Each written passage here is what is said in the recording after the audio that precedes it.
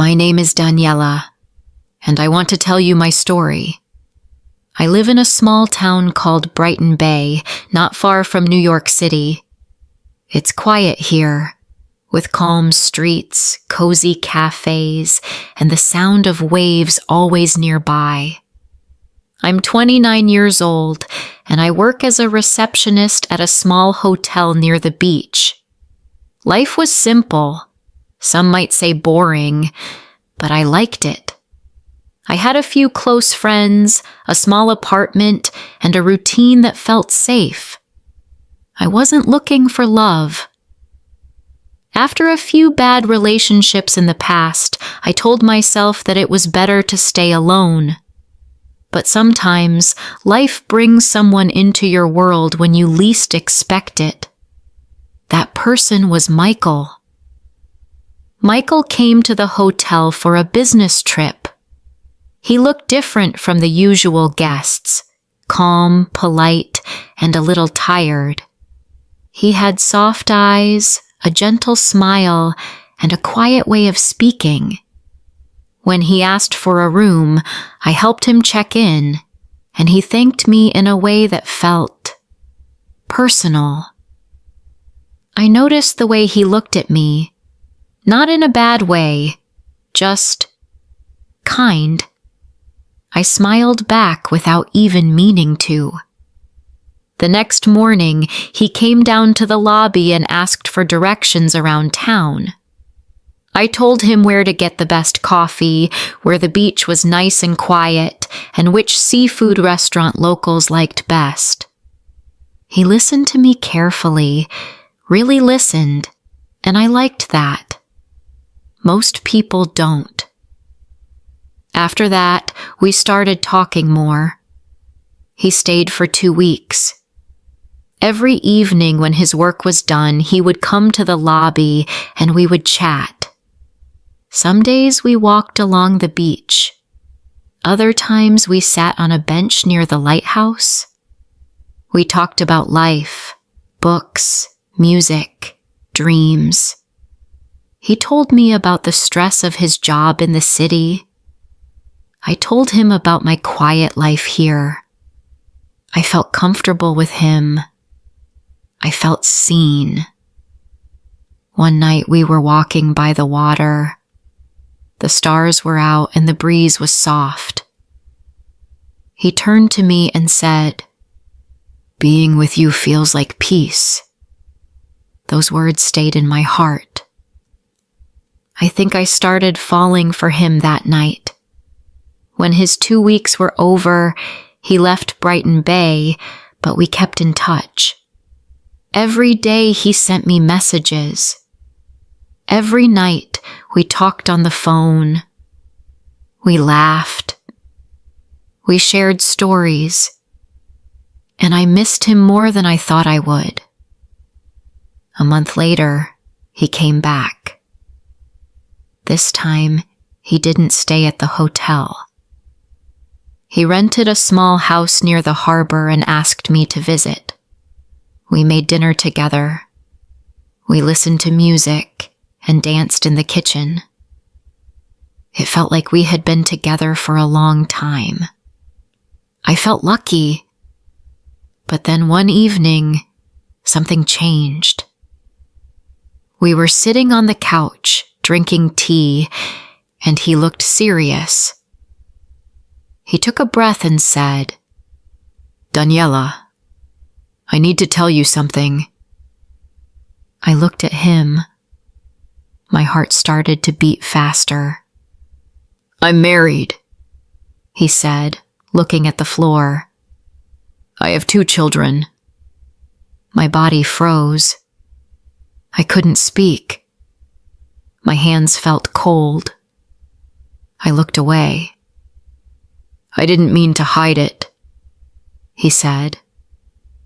"I didn't expect to meet you, but my marriage is not good. We live in the same house, but it's not love anymore. I stay for the children. That's all." His voice was low. He sounded sad. But I couldn't say anything. My thoughts were all over the place. I stood up and walked outside. The air was cold, and I could hear the ocean waves. I felt like crying. He followed me out. "I understand if you don't want to see me again," he said. I nodded and walked home. That night, I couldn't sleep. My head was full of questions. Why didn't he tell me before? Why did this happen to me?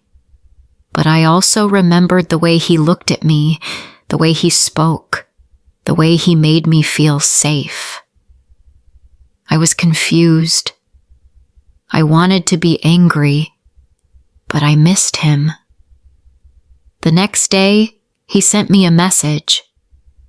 "I'm sorry," it said, "but I miss you." I didn't reply. For days, I felt lost. I couldn't focus at work. I kept checking my phone. My heart and my mind were fighting. I told myself to forget him, but I couldn't. A week later, I saw him again. We met near the beach. I told him I felt hurt, that I didn't like being kept in the dark. He said he understood. He didn't try to excuse it. He only said, "I care about you." And then I stayed. I know it's wrong. I know many people will say I made a bad choice. I know I became the other woman. But at that time, I wanted to believe him. I wanted to believe this was temporary, that maybe one day he would leave his wife, that maybe he would choose me. So we continued in secret. He visited Brighton Bay once or twice a month. He stayed in that little house. I went there after work. We ate together. We talked. Sometimes we watched old movies or just sat in silence. It felt real, but also like a dream that could end any time. We never went out together. We never held hands in public. No photos, no dates, no future plans. Just small moments in a quiet house. But in those moments, he made me feel special. He listened to me. He remembered the little things I said. He helped me cook, made me laugh, brought me books I mentioned once. He made me feel loved. Still, deep inside, I knew the truth. I was not his first choice. I was not part of his real life. I was something on the side, something easy, without problems. And yet, I didn't leave. Why? Because I loved how he made me feel. Because I believed him. Or maybe, because I was afraid to be alone. Those quiet nights with him gave me something to hold on to. Even if it hurt, it was better than nothing. But slowly, things started to change inside me. I stopped smiling the way I used to. I waited for his messages more than I should. I made my schedule around his visits. I said no to friends. I stayed home, always waiting for him to call. My world became smaller. Just him and silence. Sometimes I stood on the beach and asked myself, is this love? Or am I just lost? And I would tell myself, wait, maybe one day things will be different. But the questions didn't stop. They grew louder. The weeks passed, and I stayed in that quiet world, waiting for Michael. I still loved him, but something inside me was changing. I started to feel tired, not just in my body, but in my heart. I was always waiting for a message, waiting for a visit, waiting for love that was only mine for a few hours at a time. Sometimes he came for a weekend. We stayed in the little house near the harbor. We talked, cooked, and held each other. But when he left, the house felt cold and empty. I looked around and saw only my things. He never left anything behind. No clothes. No photos. No sign that he had ever been there. It was like he lived 2 lives, and in one of them, I didn't exist. I tried to tell myself that love takes time. I believed he cared about me. Maybe he did.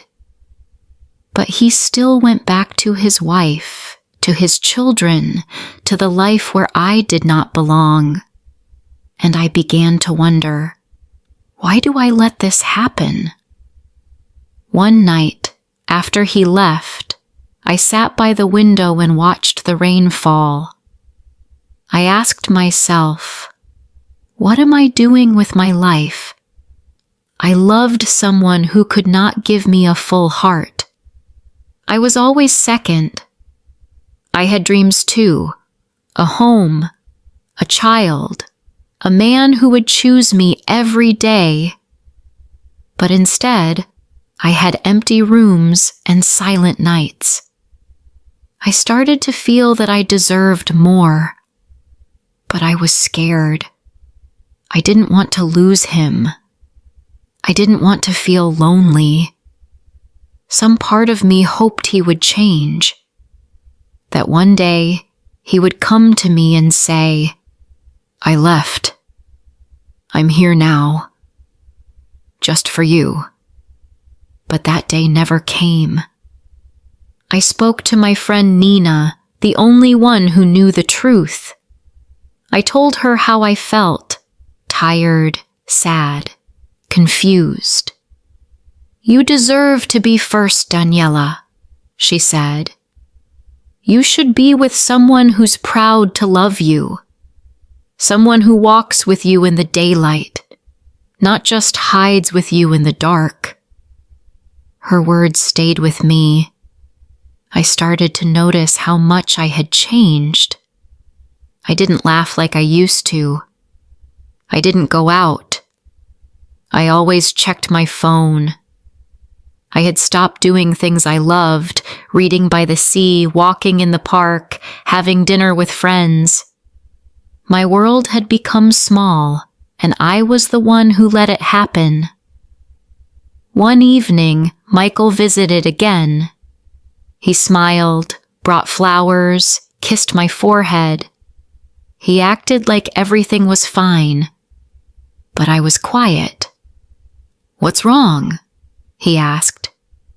I don't know if I can keep doing this, I said. He looked surprised. Why now? Because I feel like I'm not living my own life, I said. I'm living in your shadow. I wait for your visits, your calls, your words. But I'm always waiting. I want more. I need more. He sat down and said nothing for a while. Then he said, I love you, Daniela. You know that. Then why don't you choose me? I asked. He looked away. It's not that easy. I have children, a family. And what am I?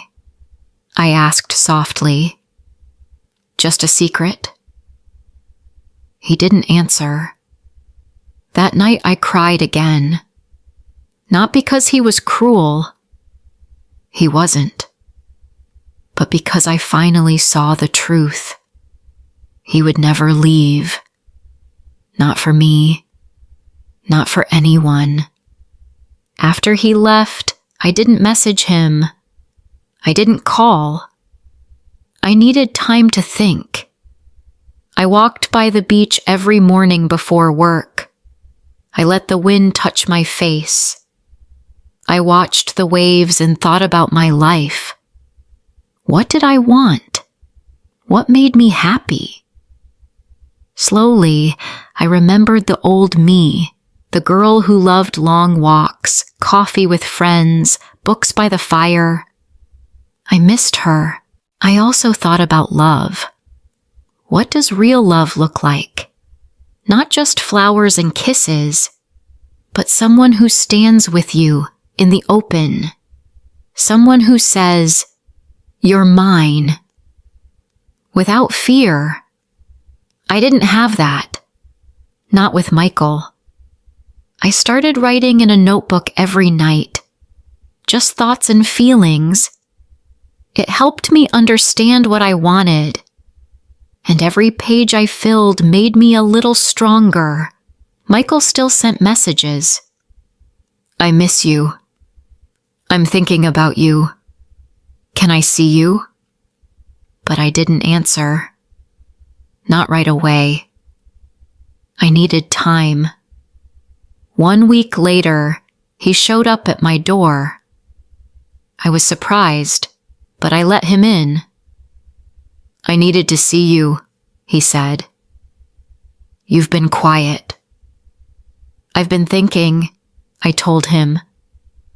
He sat down. "About us?"